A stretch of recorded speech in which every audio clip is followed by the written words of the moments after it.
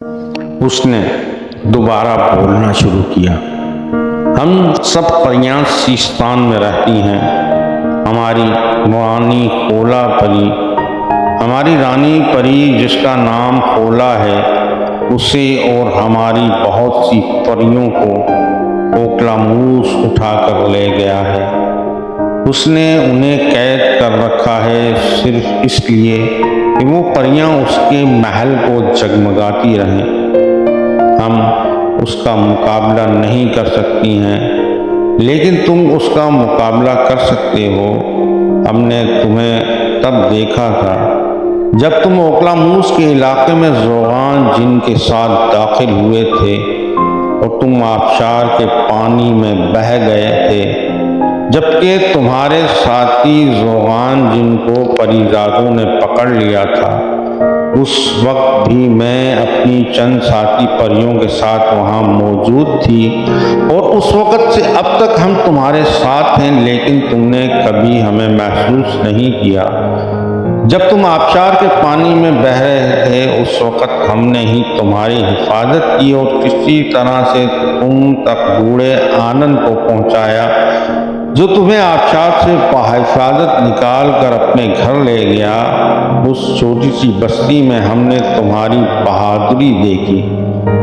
तुम्हारी साथी भी काफ़ी दिलेर है और हमें मालूम है अब तुम वापस परीज़ाद ओक्लामूस की तलाश में निकले हो। तो हम सब परियां ये चाहती हैं कि तुम अपने साथियों के साथ हमारी रानी खोला परी और दूसरी परियों को भी ओक्लामूस की कैद से आज़ाद करवाओ।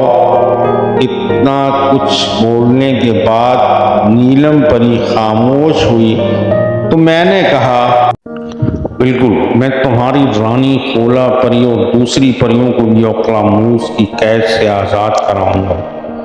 बस उसके इलाके तक पहुंच जाऊं। मेरी बात सुनकर नन्ही नीलम परी बोली, तुम जिस तरह सफ़र कर रहे हो, इस तरह तुम किसी सूरत ओक्लामूस के इलाके तक नहीं पहुंच सकते।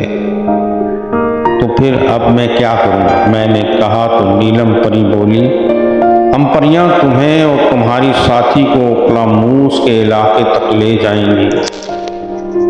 ये तो बड़ी अच्छी बात है, लेकिन कैसे?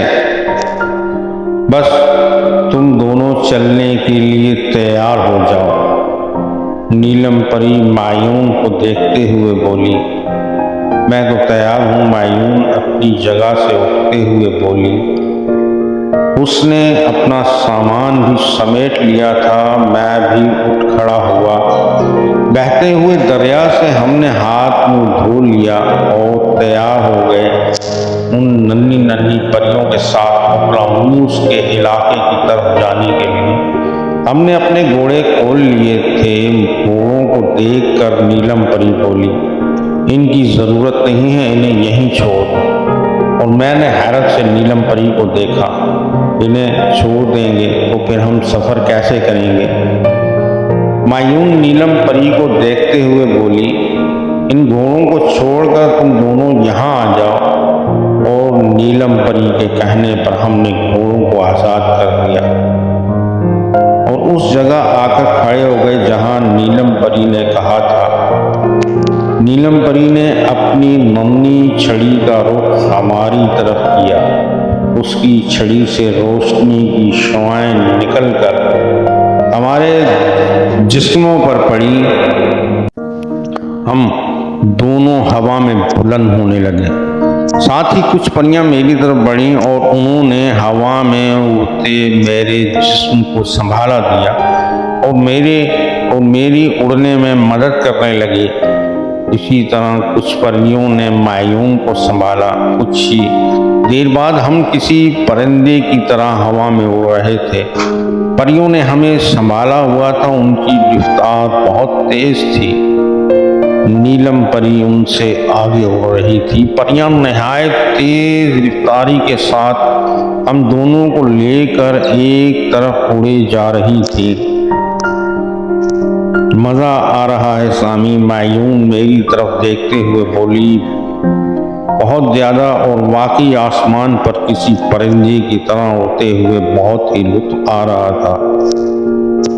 सुबह नुमार हो चुकी थी, सूरज आसमान पर चमकने लगा था। नीचे हमें एक गैर आबाद इलाका नजर आ रहा था। दूर तक रेत फैली हुई थी। परियां बुलंदी से आहिस्ता आहिस्ता नीचे उतरने लगी। छोटे छोटे रेत के टेले भी नजर आ रहे थे और फिर परियां एक ऐसी जगह जमीन पर उतर आईं जहां एक छोटा सा तालाब मौजूद था। तालाब का पानी सुर्ख रंग का था। बड़ा ही ये अजीब तालाब था। यूं लग रहा था जैसे तालाब में खून भरा हो, लेकिन पानी खून की तरह गाढ़ा नहीं था। तालाब के इर्द गिर्द के टेले थे, तालाब के इर्द गिर्द रेत के टेले थे। परियों ने हमें एक रेत के टीले पर उतार दिया था।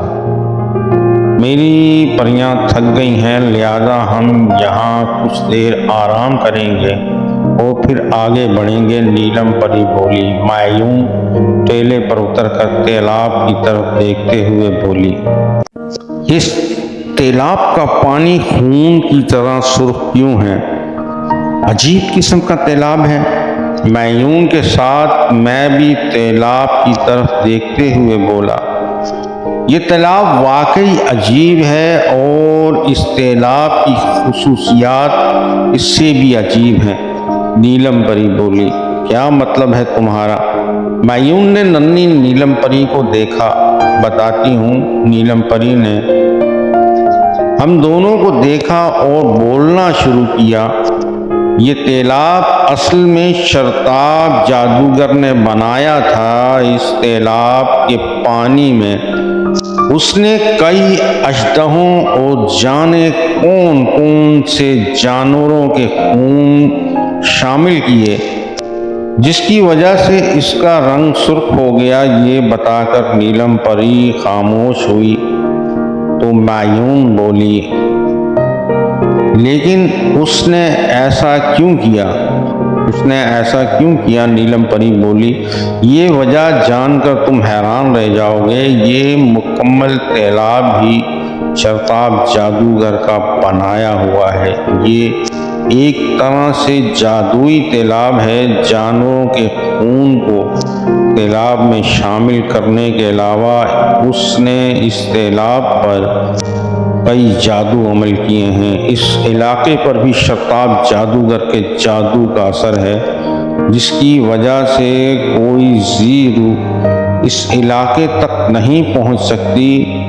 अब तुम पूछोगे कि हम इस इलाके में किस तरह पहुंच गए, तो इसका जवाब ये है कि जब शर्ताब जादूगर ये तमाम अमल कर रहा था तो हमारी कुछ परियों ने उसे देख लिया था और फिर वो परियां उसकी खोज में लग गईं और उन्होंने उसके तमाम अमल को देखा। शर्ताब जादूगर जो कि एक निहायत काबिल और ज़हीन जादूगर था, उसने ये जादुई तालाब बनाने में अपनी उम्र लगा दी। अब उसका मकसद क्या था तालाब बनाने का, इसके बारे में कुछ शक है।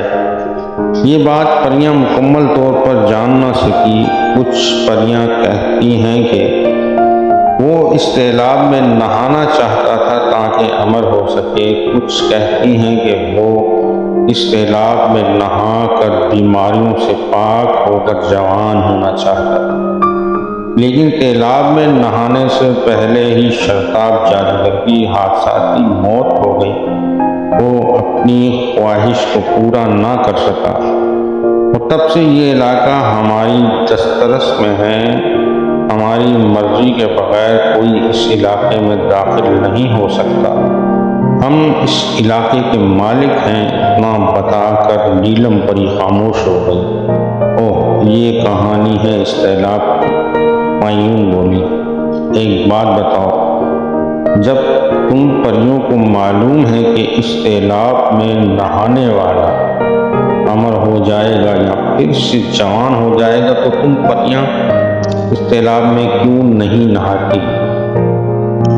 इसकी वजह है एक तो हम परियों को अमर या जवान होने का शौक नहीं है, और दूसरी वजह ये है कि परियों को किसी तरह से ये मालूम हो गया था कि तालाब में नहाने के लिए शताब जादूगर ने अपने जादू से कुछ शराइत आयद की हुई हैं।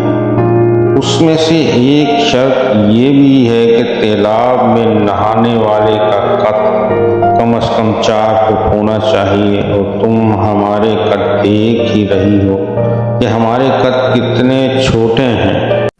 ओह, ये बात है, मैयून ने कहा। फिर वो मुझसे बोली, क्या ख्याल है सामी तालाब में नहाकर तजुर्बा किया जाए? ना बाबा ना, मैंने मैयून की बात सुनकर कहा, मुझे अमर होने का शौक नहीं है। दूसरे जवान होने की बात है तो वो तो मैं हूँ, इसलिए मुझे तो माफ है। तुम डरते हो इन परियों की तरह कि कुछ हो ना जाए तुम्हें। मैयून, हम परियां डरती नहीं हैं, बस हमें मोहतात रहने की आदत है, मुझसे पहले नीलम परी बोली। और मैंने भी कहा, इसमें डरने की क्या बात है, तो फिर आओ मेरे साथ। मैयून ने मेरी तरफ हाथ बढ़ाया।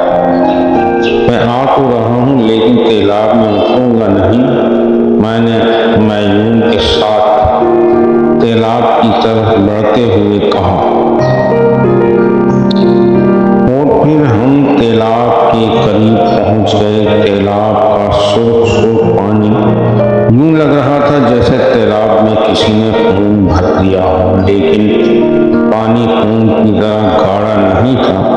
हम तालाब के पास खड़े थे। मैयून तालाब में कूदने के लिए तैयार थी, लेकिन उसने तालाब में कूदने से पहले मुझे तालाब में धक्का दे दिया, और मैं तालाब में गिरने लगा तो भी तालाब में कूद गई।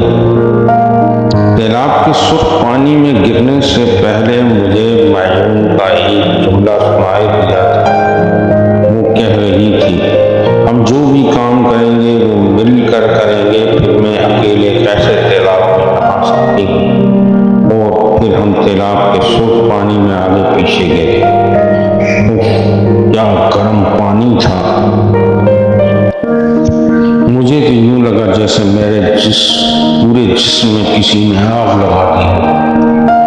जलन, शदीद जलन यूं लग रहा था जैसे मेरा जिस्म भी पिघल कर इस सुर्ख पानी के साथ पानी हो जाएगा, हड्डियां तक नहीं बचेंगी।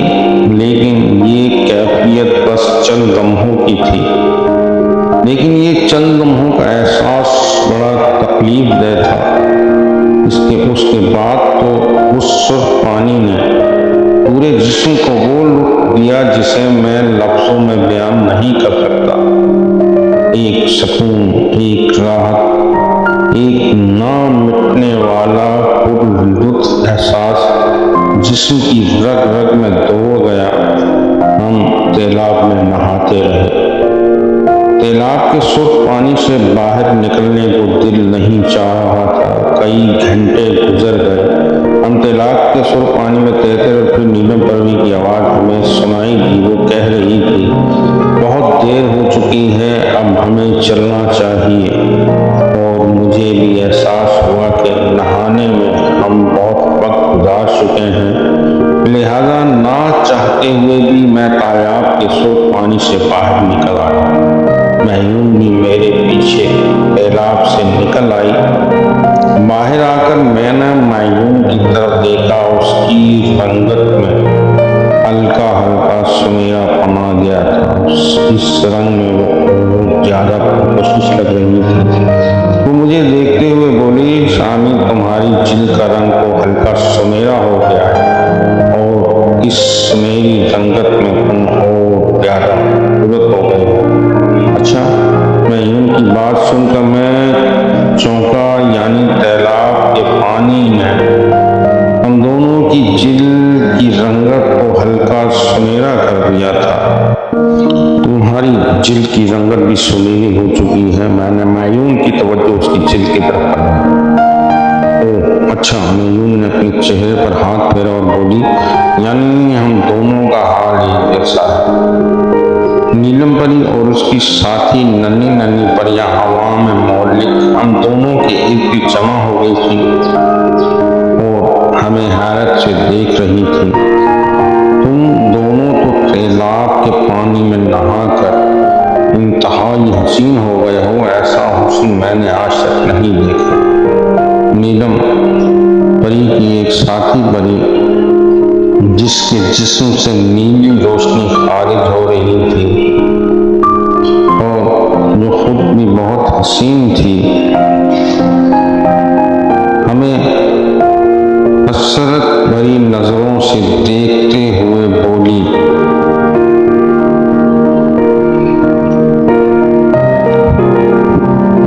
मैं भी इस तालाब में नहा सकती। एक और हरे रंग वाली नन्ही परी बोली और नीलम परी ने सख्त लहजे में उनसे कहा, ऐसी ख्वाहिशें मत किया करो जो पूरी ना हो, वरना जिंदगी भर जलती रहोगी हसरतों में और तुम्हारे पास किस चीज की कमी है।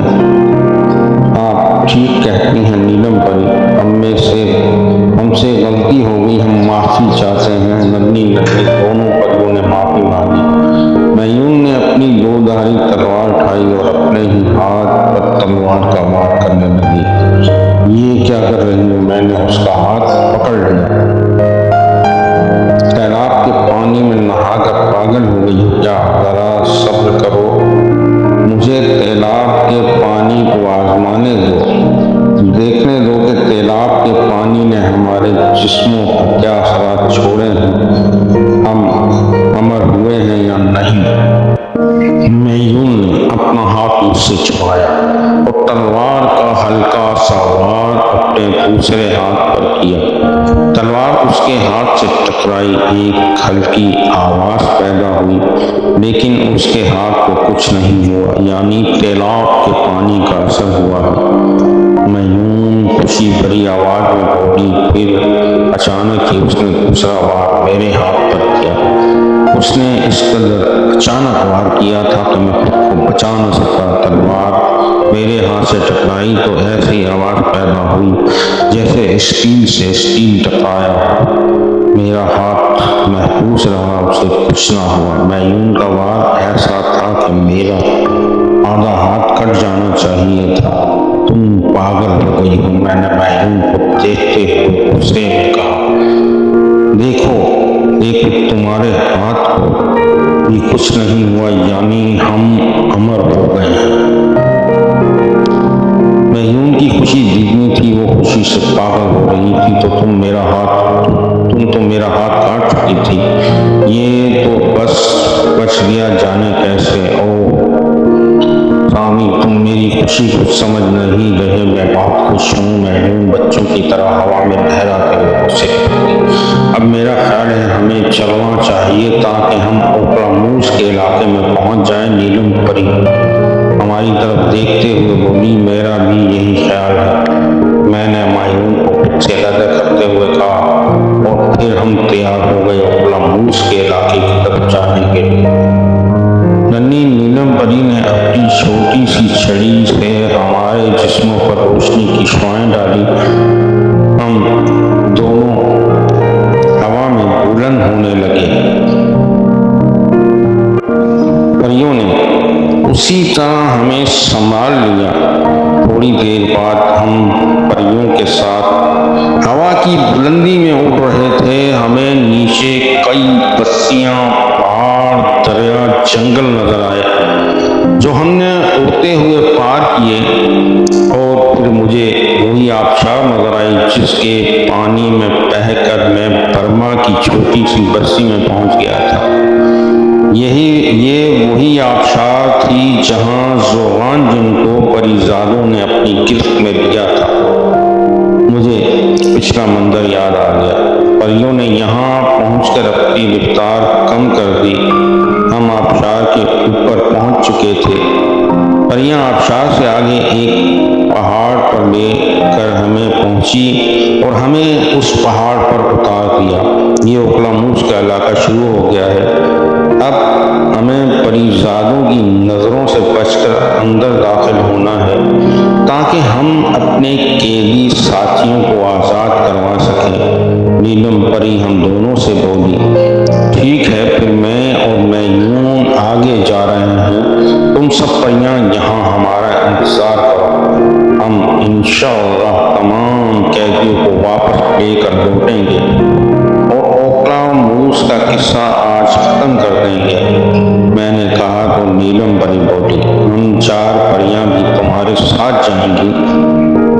तुम 4 परियां अगर हमारे साथ जाओगी तो क्या ओकलामूस का जादू तुम पर असर नहीं करेगा? मैंने कहा तो नीलम परी बोली, हमारे छोटे कद की वजह से ओकलामूस का जादू हम पर असरअंदाज नहीं होगा। हम ओकलामूस की हदूद के अंदर खड़े हैं, अगर उसका जादू हम पर असर करता तो हम जल चुकी होती। दूसरे ओकलामूस के जादू का असर जिन्नात, चुड़ैलों, जादूगरों और साहिरों पर ही होता है। उसके ख्याल में यही मखलूक उससे मुकाबला कर सकती है। इंसान और हम परियां तो उसकी नज़रों में एक हकीर मखलूक हैं जो उसका कुछ नहीं बिगाड़ सकती। तो फिर ठीक है, चलो आज इंसान ही उसकी दास्तान को ख़त्म कर देंगे। मैंने कहा और हम आगे बढ़ने लगे। 4 नन्ही परियां हमारे साथ थीं, बाकी वहीं रुक गई। पहाड़ से हम नीचे उतर चुके थे। हमें पहाड़ों के अंदर गार नजर आ रहे थे। परिजाद इन्हीं गारों के अंदर रहते थे। इन्हीं गारों में से किसी गार में ओकलामूस ने अपना महल बना रखा था। हम आगे बढ़ रहे थे कि 4 परिजाद हवा में से उतरकर हमारे सामने आ खड़े हुए। उनमें 2 वही थे, एक पीले परों वाली परी और दूसरा परिजाद जिन्होंने गैंगनुमा से मेरे सर पर मारी थी और रोहान जिनको पकड़ लिया था। दूसरे 2 परिजादों के पर नीले थे, आदमजाद। हम परिजादों की वादी में हैरत थे, तो ये तो वही लड़का है जिसे हमने पिछली बार मार गिराया था, लेकिन ये बच गया और अब दोबारा हमारे सामने खड़ा है। बड़ा हिम्मत वाला है, लेकिन अब नहीं बचेगा। पीले परों वाली परी बोली थी, लेकिन ये हमारी वादी तक पहुंचे कैसे? पीले परों वाला परिजाद बोला। फिर उसकी नजर नन्ही नन्ही 4 परियों पर पड़ी जो हवा में उड़ रही थी। ओ, ये छोटी कम नस्ल परियां तुम्हें हमारी वादी तक लाई हैं। वही नीले परों वाला परिजाद बोला, अब तुम दोनों आदमजात तो अपनी जान से जाओगे, साथ ही ये कम नस्ल परियां भी मारी जाएंगी। एक और परिजाद बोला, संबाटा, तुम इन परियों का काम तमाम करो, हम इन आदमजात को मौत की नींद सुलाते हैं। और फिर एक पीले परों वाला परिजाद नीलम परी और इसकी साथी परियों की तरफ बढ़ा। पीले परों वाली परी मैयून की तरफ और नीले परों वाले 2 परिजाद मेरी तरफ बढ़े। एक परिजाद उड़ता हुआ आया और उसने मेरी गर्दन अपनी गिरफ्त में ले ली और मेरी गर्दन तोड़ने के लिए जोर आजमाई करने लगा। परिजाद ताकतवर था, उसके बाजुओं में बड़ा दम था। कोई आम इंसान होता तो अब तक उसका सर धड़ से अलग हो चुका होता, लेकिन मैंने महसूस किया कि सुर्ख तैलाब के पानी का असर हुआ था मेरे जिस्म पर। उस तैलाब के पानी ने मेरे जिस्म को फौलाद से भी ज्यादा मजबूत कर दिया था और मेरे जिस्म में इतनी कुव्वत भर दी थी जिसका अंदाजा मुझे भी नहीं था। दूसरा परिजाद मेरे करीब आ चुका था और उसने आते ही सीधे हाथ का मुक्का मेरे पेट पर रगड़ दिया था। मुक्का बड़ा जबरदस्त था, एक हाथी को भी ढेर कर सकता था। लेकिन इसके बाद मैंने देखा वो परिजाद अपना हाथ पकड़कर जमीन पर बैठ गया था मैंने अभी तक कोई कार्रवाई नहीं की थी, बस उन परिजादों के हमले देख रहा था और फिर मैंने अपनी गर्दन पर जोर आजमाई करने वाले परिजाद पर हाथ डाला। उसके दोनों हाथ जो मेरी गर्दन पर थे अब वो मेरी गिरफ्त में थे। मैंने उसके हाथों से अपनी गर्दन छुड़ाई और उसे उठाकर इस जोर से जमीन पर पटका के उसका जिस्म कई हिस्सों में तकसीम हो गया। मुझे अंदाजा नहीं था कि मेरे जिस्म में इतनी कुव्वत भर चुकी है। मायून की तरफ जो पीले परों वाली परी बड़ी थी, अब वो मायून की गिरफ्त में थी और खुद को छुड़ाने के लिए मचल रही थी। और फिर मैंने देखा जालिम मायून ने एक झटका देकर उस परी की गर्दन तोड़ दी। वो परी तड़प कर जमीन पर गिरी और फिर उठ न सकी। अपना हाथ थामे नीचे बैठा हुआ परिजात अब तक अपना हाथ थामे जमीन पर बैठा हुआ था। शायद उसके हाथ की हड्डी टूट चुकी थी। मायून परी की गर्दन तोड़ने के बाद उस परिजात की तरफ बढ़ी जो नन्ही परियों को पकड़ने की कोशिश कर रहा था। वो हवा में उड़ रहा था। मायून ने एक लंबी छलांग लगाई और उसके सर पर पहुंच गई और हवा में ही अपनी दो धारी तलवार उसके सीने में उतार दी। परिजात नीचे आ गया। उसका भी काम तमाम हो चुका था। उस परिजात को मरते देखकर नन्ही परियों ने सुकून का सांस लिया। वो सब परियां उड़ते हुए मेरे पास आने लगी। मायून भी मेरे करीब आ चुकी थी। मेरे करीब आकर उसने अपनी दो धारी तलवार बुलंद की ताकि नीचे बैठे हुए परिजात का सर उड़ा सके, लेकिन मैंने उसे इस काम से रोक दिया। नीचे बैठे हुए परिजात ने अब भी अपना वो हाथ जिससे उसने मुझ पर वार किया था अपने दूसरे हाथ में थामा हुआ था। वो अपने इन साथियों का अंजाम देख चुका था और अब वो काफी सहमा हुआ था। डर उसके चेहरे पर नजर आ रहा था। तुमने मुझे क्यों रोक दिया इसका खात्मा करने से? मैं यूं नीचे बैठे परिजात की तरफ इशारा करते हुए बोली तो मैंने कहा, ये हमें ओक्रामूस के महल में ले जाएगा। वो कैसे? नीलम परी ने पूछा। वो ऐसे, मैंने कहा। फिर मैं उस परिजात से मुखातिब हुआ। हाँ, अब ये बताओ, तुम हमें ओक्रामूस के महल तक ले जाओगे या मरना पसंद करोगे? परिजात अपना हाथ थामे उठ खड़ा हुआ और बोला, मैं आपको ले जाऊंगा आका ओक्रामूस के महल तक, लेकिन पहले ये बताओ हमारे साथी कहाँ कैद हैं? मैंने परिजात से पूछा। तुम्हारे कौन से साथी? परिजात बोला। तो मैंने कहा, एक शाही जिन्नात की बेटी दुले शहवार और दूसरा ज़ोगान जिन और नन्ही परियां। वो परिजात बोला। तुम्हारा साथी जिन तो वो सामने जो गार नजर आ रहा है उसमें कैद है। आका ओक्रामूस ने आज उसे खत्म करने का हुक्म दिया था और हम चारों उसे खत्म करने ही जा रहे थे कि तुम लोग टकरा गए और जिम्मेदारी दुले शहवार और छोटी परियां आका ओक्रामूस के महल में कैद हैं। परिजात खामोश हुआ तो मैंने उस गार की तरफ देखा जिसमें ज़ोगान जिन कैद था। गार ज्यादा दूर नहीं था और गार जिस